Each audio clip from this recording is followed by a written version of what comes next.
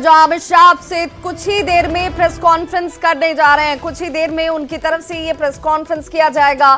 गृह मंत्री जवाब दे सकते हैं, ये संभावना जाहिर की जा रही है और कुछ ही देर में ये प्रेस कॉन्फ्रेंस आपके सामने शुरू होती हुई नजर आएगी। विपक्ष के आरोपों का संभवतः जवाब जो है वो अमित शाह की तरफ से इस प्रेस कॉन्फ्रेंस में दिया जाएगा, जिसमें विपक्ष बार बार बाबा साहेब भीमराव अंबेडकर के अपमान की बात कह रहा है, आरोप लगा रहा है कि संविधान खतरे में, जिसकी चर्चा विपक्ष की तरफ से हर बार की जाती है। वो विपक्ष जिन सवालों के साथ प्रेस कॉन्फ्रेंस करता नजर आया था, उनका जवाब अमित शाह की तरफ से अब प्रेस कॉन्फ्रेंस के जरिए ही दिया जा सकता है। कुछ वक्त का इंतजार, जिसके बाद अमित शाह की तरफ से यह प्रेस कॉन्फ्रेंस होने वाला है। गृह मंत्री ये प्रेस कॉन्फ्रेंस करेंगे और यह माना जा रहा है कि जो विपक्ष ने आरोप लगाए हैं, उन आरोपों के जवाब गृह मंत्री की तरफ से दिए जा सकते हैं, जिसमें प्रेस कॉन्फ्रेंस का इंतजार सभी की तरफ से होता हुआ। आपको बता दें कि संसद में बाबा साहेब अम्बेडकर के मुद्दे पर जमकर हंगामा हुआ। जिस तरीके से अमित शाह की तरफ से बाबा साहेब भीमराव अंबेडकर को लेकर ये कहा गया और उसके बाद विपक्ष उन्हें घेरता हुआ नजर आ रहा था और बार बार ये सवाल उठाए जा रहे थे कि ये एक तरीके से अपमान है।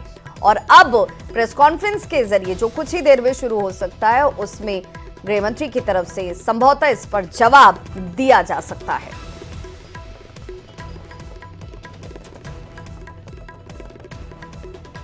तो आपको चलिए वो बयान भी सुना दें जिसमें अमित शाह ने क्या कुछ कहा था, जिसे लेकर कांग्रेस हमलावर है। और अब उस बयान के जरिए जरा पहले सुनिए कि अमित शाह ने कहा क्या था।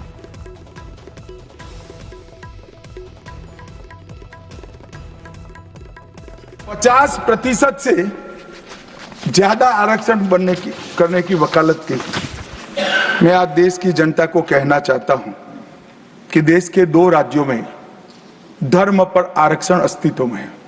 धर्म के आधार पर आरक्षण ये गैर संवैधानिक है। मान्यवर, संविधान सभा की कोई भी डिबेट आरक्षण के प्रावधान करने वाले आर्टिकल की पढ़ लीजिए। इसमें स्पष्ट किया गया है कि कोई भी आरक्षण धर्म के आधार पर नहीं हो सकता। आरक्षण पिछड़ापन के आधार पर।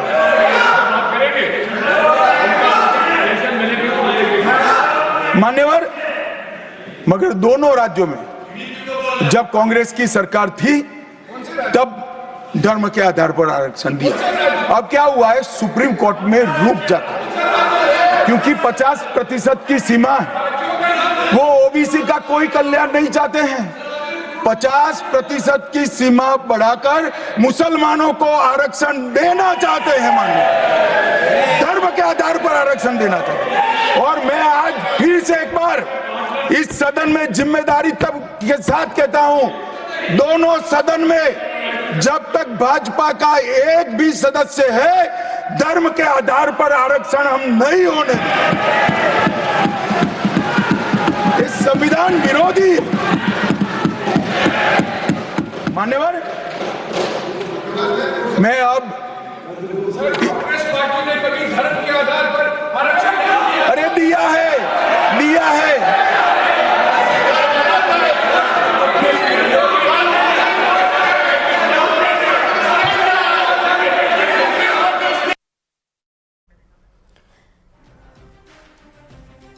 तो आपको बता दें कि संसद में अमित शाह के इस बयान को लेकर आज भी खूब हो हंगामा हुआ। बाबा साहेब अंबेडकर के मुद्दे पर जमकर हंगामे की तस्वीरें सामने आई।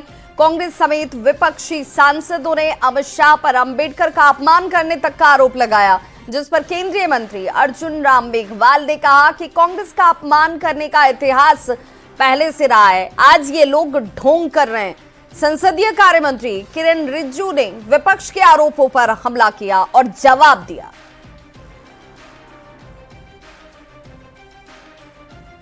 और जरा 3 तस्वीरों के जरिए समझिए। 2 बजे तक कार्रवाई को स्थगित करना पड़ा क्योंकि हो हंगामे के साथ ही कार्रवाई शुरू होती है और उसे स्थगित भी किया गया।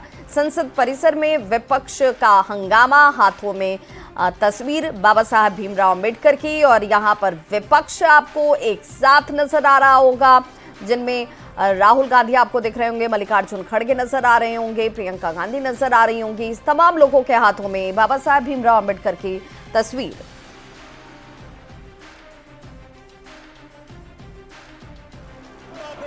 तो उनका तिरस्कार किया है इन्होंने। तो कांग्रेस पार्टी ने तो अपने ऑफिस में बाबा साहब का फोटो लगाने के लिए भी मना कर दिया था। बाबा साहब के और दो बार चुनाव हराया लोकसभा का। ये तो बाबा साहब का अपमान करने वाले लोग हैं और हम बाबा साहब का सम्मान करने वाले लोग हैं। जो उस हाउस में, जो राज्यसभा में माननीय गृह मंत्री जी ने जो जवाब दिया था, जो संविधान की 75 साल की यात्रा पर, उस हाउस की बात, और अब ये बाबा साहब के चित्र लेकर के आ रहे हैं। और ये बाबा साहब का अपमान करने वाली पार्टी आज मजबूर हुई है, क्योंकि नरेंद्र मोदी जी ने बाबा साहब के 5 तीर्थ स्थान बनाए हैं। बाबा साहब का नाम स्वर्ण अक्षरों में लिखा जाने लगा है, लोग बाबा साहब का नाम लेने लगे हैं। तो मजबूरी में ये बाबा साहब का नाम ले रहे हैं। इनका कोई सम्मान नहीं है बाबा साहब के प्रति, कोई सम्मान नहीं है। बाबा साहब को 2 बार चुनाव हराने वाली पार्टी आज ये ढोंग कर रही है और ये बाबा साहब का नाम मजबूरी में ले रही है। ये संसद में आने नहीं दिया, फोटो लेकर आ रहे हैं। और ये बाबा साहब को संसद में आने नहीं दिया और अब ये ढोंग कर। हम लोग ने कल सदन में बहुत अच्छी तरह से सुना है।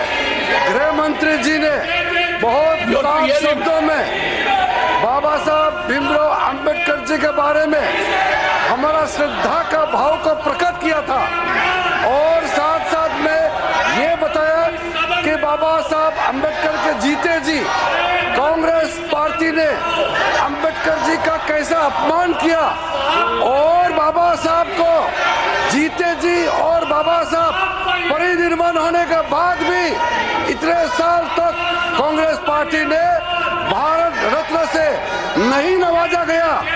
और साथ साथ कांग्रेस पार्टी ने बाबा साहब को इंसल्ट करके 1952 में बाबा साहब को चुनाव में षड्यंत्र के तहत बाबा साहब को हराने का काम कांग्रेस पार्टी ने किया है। 1952 के बाद फिर दोबारा जब बाई इलेक्शन हुआ, उस बाई इलेक्शन में भी कांग्रेस पार्टी ने विदर्भ में बाबा साहब को फिर से हराया है कांग्रेस पार्टी ने। तो कल राज्यसभा में कांग्रेस को आईना दिखाने का प्रयास किया। क्या कांग्रेस पर हमलावर नजर आए अमित शाह? उन्होंने सीधे तौर पर कहा कि क्या हो रहा था ये सबको पता है, किस तरीके से किया गया ये सबने देखा है, और ये हमारा संविधान ही है, ये हमारे संविधान और लोकतंत्र की ताकत ही है कि सब कुछ सबके सामने होता है।